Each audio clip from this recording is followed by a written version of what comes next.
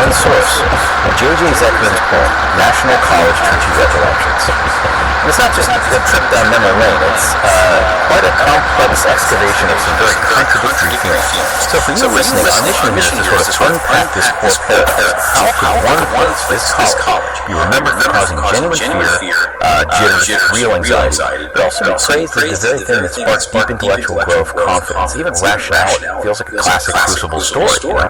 It really does. And what's so valuable about using poetry like as a personal account is we get to sidestep maybe the dry facts and look straight at subjective truth, the emotional reality. We're seeing a really pivotal time through the filter of memory. And memory, well, it often sharpens those contrasts, doesn't it? And it's important to remember a lot of the centers on the PUC period, the pre-university course.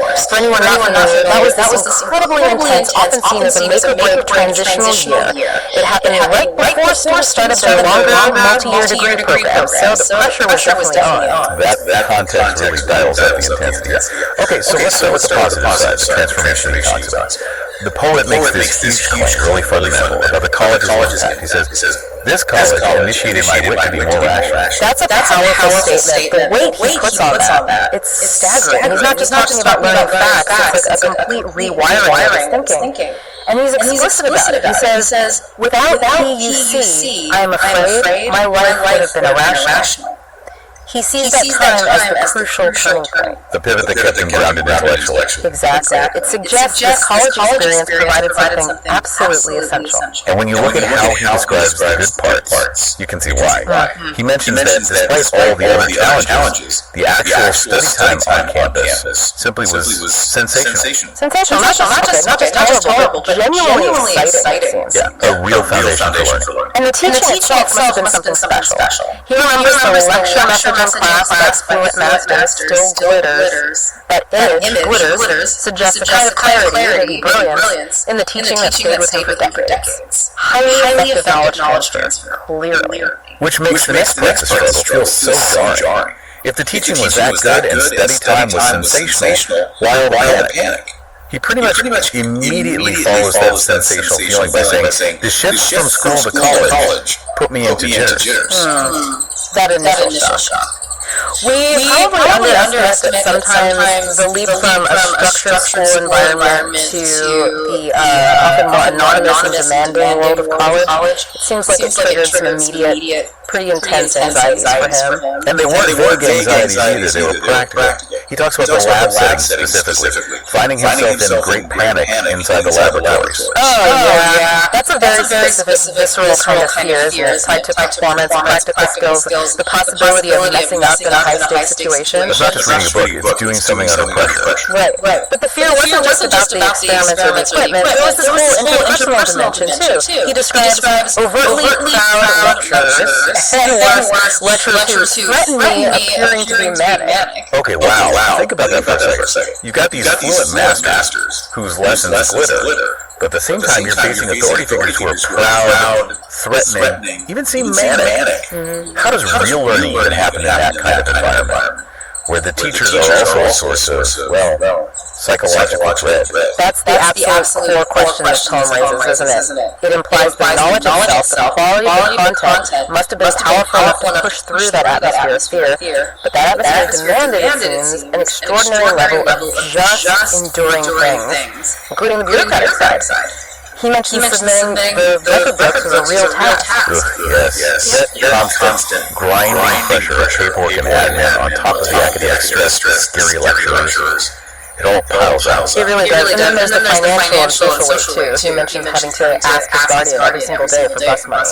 That daily reminder of dependence. It's a subtle thing, but it's a constant low-level stressor. Adding to everything else. Absolutely. When you're already feeling financially insecure, maybe a bit vulnerable, and then you add this feeling of social alienation, he says, every face I saw seemed to wear a pretentious mask. It paints a picture of him feeling constantly on guard, unable to really connect or trust people. That must have been exhausting. So you've got this perfect storm brewing. Lab panic, intimidating teachers, admin hassles, money worries, social isolation. How did you even get through it? There must have been some kind of release valve.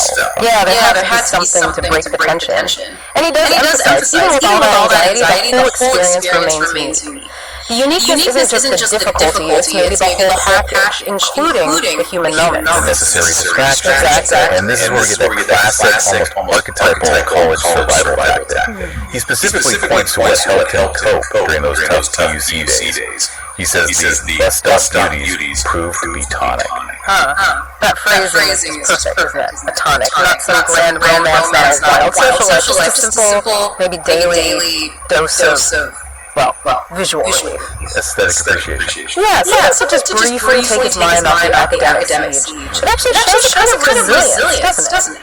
Finding those small moments of, maybe not joy, but distraction in that pressure. Totally. Like a necessary bit of sociological observation, perhaps. But he does put in perspective quickly. He clarifies that romantic ventures were occasional. Right, so it wasn't about deep involvements that pulled him away from his studies. These were, like you said, lifelines, brief moments to help him keep going. Fundamentally, he was there for the education. Even if staying sane meant finding a few pleasant distractions along the way. That balance is key, I think. The occasional tonic allowed him to go back, face the lab, deal with the crowd lectures, with maybe just enough renewed determination. It's a story of perseverance, really maybe built on small acts of self-care. Okay, so let's do it now to payoff.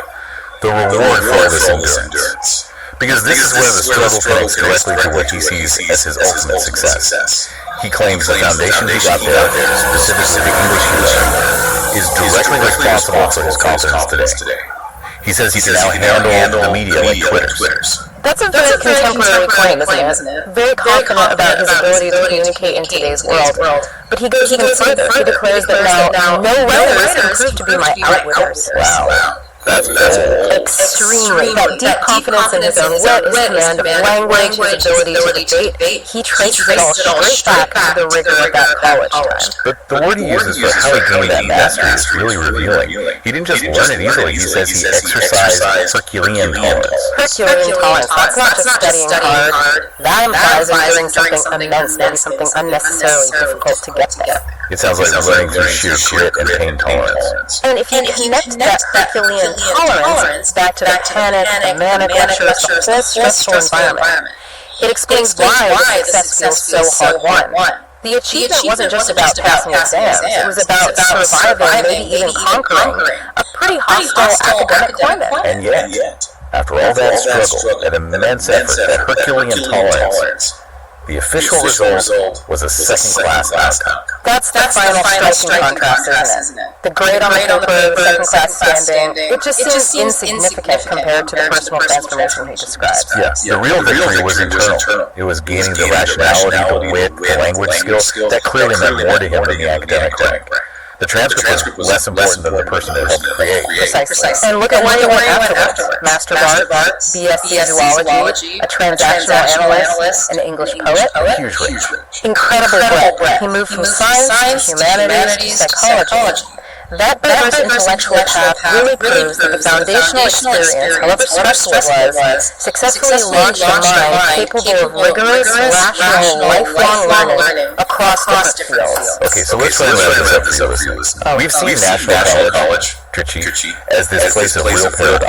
It was simultaneously sensational for with those glittering lectures, but also a source of great panic in practical settings, and featured threats from figures who seemed manic. Yet it seems it was precisely this combination, this blend of high-quality instruction and intense stress, that forged the poet's core identity, his rationality, his wit, his creativity. Yeah, my final thought on this is really about recognizing the value sometimes of the crucible. Those foundational experiences, even the ones marked by fear, struggle, immense pressure, they can often be the very things that forge our strongest, most valuable skills. The struggle, the panic, those difficult lectures, maybe they weren't just obstacles to the success, maybe they were part of the process of finding the endurance needed for real mastery.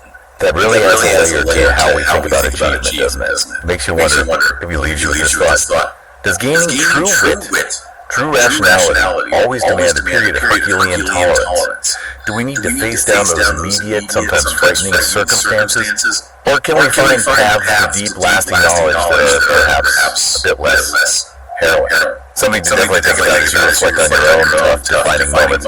Thanks for diving deep with us today.